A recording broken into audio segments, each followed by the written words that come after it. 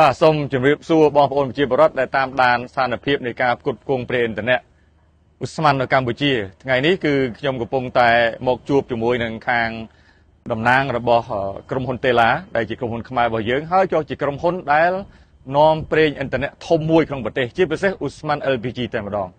នៅក្នុងស្ថានភាពនេះគឺពេលដែលពិភពលោកកំពុងតែជួលច្បល់រឿងបញ្ហាប្រេងបង្កចេញមកពីចំនួននៅមជ្ឈមបូព៌ានេះពិភពលោកប៉ះពាល់ទាំងអស់អាស៊ីយើងប៉ះពាល់ខ្លាំងសម្បើមណាស់ដោយសារនៅក្នុងច្រក Hormuz ដែលរាំងស្ទះដោយសង្គ្រាមនេះគឺ84%ប្រេងអូស្ម័នគឺចេញពីច្រកមកតំបន់អាស៊ីយើងដល់ពេលច្រកនោះមានបញ្ហាឥឡូវនេះបញ្ហាសម្រាប់អាស៊ីយើងទាំងមូលថ្ងៃនេះនៅកន្លែងខេត្តបរសេនុនេះគឺជាស្ថានីយ៍បូមប្រេងនិងបូមអូស្ម័នដែលយកមកផ្គត់ផ្គង់ប្រទេសកម្ពុជាយើងហើយថ្ងៃនេះបងប្អូនឃើញថានេះគឺជាកប៉ាល់ថ្មីកប៉ាល់ដែលនាំអូស្ម័ន LPG ថ្មីមកកម្ពុជាដែលមានចំណុះ3400តោនមកកម្ពុជាដែលជា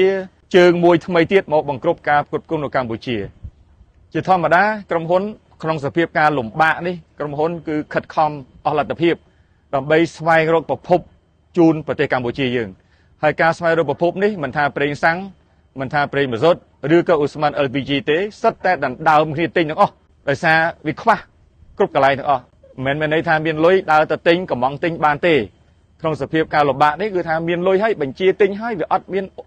ផលិតផលឲ្យយើងទៀតហើយដែលតឹងគេបំផុតហ្នឹងគឺមានផលិតផលពីរទី1គឺប្រេងម៉ាស៊ុតដែលតឹងប៉ុន្តែតឹងខ្លាំងជាងប្រេងម៉ាស៊ុតទៀតដូចជាកម្ពុជាយើងគឺបញ្ហាអូស្ម័ន LPG នេះឯងកម្ពុជាវៀតណាមបង់ក្លាដេសស្រីលង្កាឥណ្ឌាសិតតែប្រឈមជាមួយនឹងបញ្ហាអូស្ម័ននេះជាចម្បងថ្ងៃនេះជាការសប្បាយចិត្តរបស់រដ្ឋាភិបាលគឺយើងឃើញថាមានកប៉ាល់ថ្មីមួយដែលចូលមកគឺជាមួយក្នុងចំណោមជើងទាំង5ដែលត្រូវរកចូលប្រចាំខែហើយការយក4-5ជើងមួយខែនេះគឺមិនទាន់អាចឆ្លើយតបទៅនឹងតម្រូវការរបស់កម្ពុជាយើងបានទេកម្ពុជាយើងបើករណីធម្មតាក្រុមហ៊ុនតេឡាផ្គត់ផ្គង់ដល់ទៅ7ជើងនោះកប៉ាល់ប្រហែលប៉ុណ្ណឹង7ទៅ8ជើងប៉ុន្តែក្នុងស្ថានភាពលំបាកនេះរ8ជើងអត់បានទេដោយសារក្នុងតំបន់នេះទីផ្សារវាតឹងខ្លាំងណាស់ដូច្នេះហើយបានជារដ្ឋាភិបាលកន្លងមកខ្ញុំធ្លាប់បានលើកសំណូមពរជូនបងប្អូនប្រជាពលរដ្ឋក្នុងការប្រើប្រេងឥន្ធនៈក្តី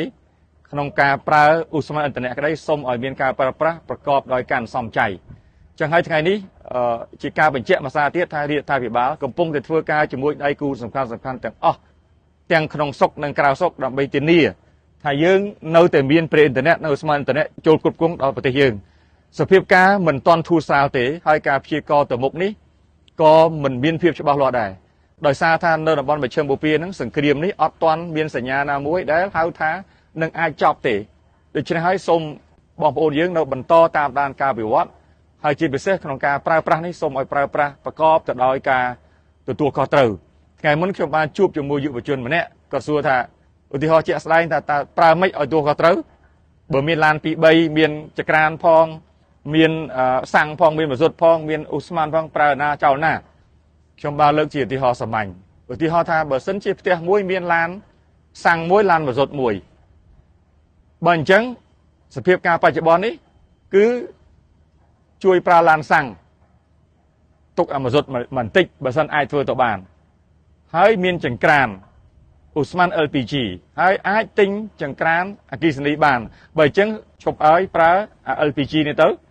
ប្រើចង្ក្រានអគ្គិសនីវិញបើសភាពការអញ្ចឹងយើងជួយបន្តិចម្នាក់អញ្ចឹងយើងនឹងបានជួយសភាពការលំបាកនេះអញ្ចឹងហើយថ្ងៃនេះយើងឃើញថាជាការអរគុណផងដល់ក្រុមហ៊ុនតេឡាដែលក្នុងសភាពការនេះគាត់ខំប្រឹងប្រែង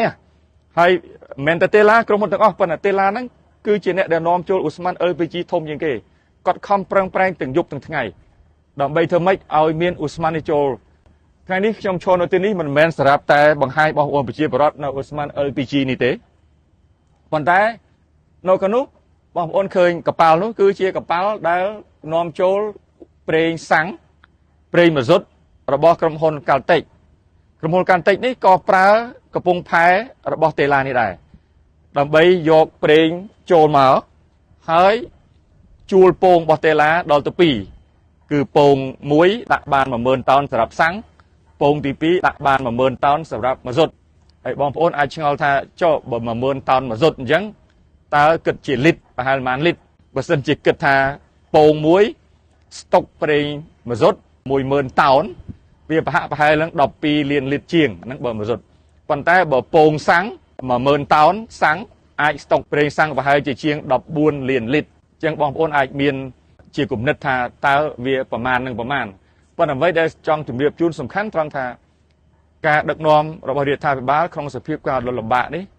គឺធ្វើម៉េចឲ្យដៃគូទាំងអស់អាចនាំប្រេងនេះចូលបានតាមរយៈការសម្របសម្រួលនីតិវិធីទាំងអស់ឲ្យសាមញ្ញតាមរយៈការទម្លាក់ពន្ធនិងអាករគ្រប់ប្រភេទដើម្បីសម្រួលដល់ថ្លៃដែលយើងយកឥន្ធនៈបានមកហើយនេះឲ្យថ្លៃទៅដល់សង្គមហ្នឹងវាមិនខ្ពស់ដោយសាររឿងពន្ធទេកាត់បន្ថយជាបន្តបន្ទាប់ហើយថ្ងៃនេះជាការប្រឹងប្រែងថ្មីមួយទៀតរបស់ក្រុមហ៊ុនផងក៏មានន័យថាជាការជួយសម្រួលរដ្ឋាភិបាលផងដែរថាទាំងបោះកាល់តិចសាំងនៅប្រសុទ្ធទាំងអូស្មန် LPG របស់ក្រុមហ៊ុនតេឡាគឺមកព្រមគ្នាក្នុងផែតែមួយដើម្បីបន្តផ្គត់ផ្គង់ដល់អូស្មန်និងប្រេងដែលជាតម្រូវការរបស់សេដ្ឋកិច្ចកម្ពុជាទោះបីយ៉ាងណាក៏ដោយដូចខ្ញុំបានលើកថាសភាពការលំបាកនេះមិនទាន់ចប់ទេហើយអត់ទាន់មានសញ្ញាណាក្នុងការចប់ឆាប់ទេដូច្នេះនៅតែជាការទទួលខុសត្រូវរបស់យើងទាំងអស់គ្នា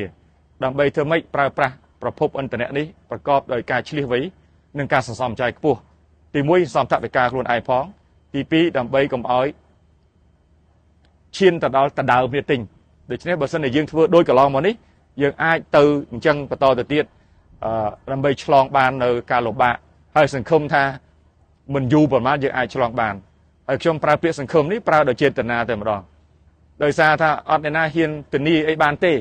សូម្បីតែក្រុមហ៊ុនទៅទិញហ្នឹងមានលុយទៅទិញហើយហ្នឹងក៏អត់មានណាធានាអីបានដែរមិនអញ្ចឹងអត់ធានាបានទេដូច្នេះហើយមានតែការសង្ឃឹមថាពិភពលោកត្រឡប់មករកការចរចាហើយរកដំណោះស្រាយមួយដែលភាគីចំនួនហ្នឹងអាច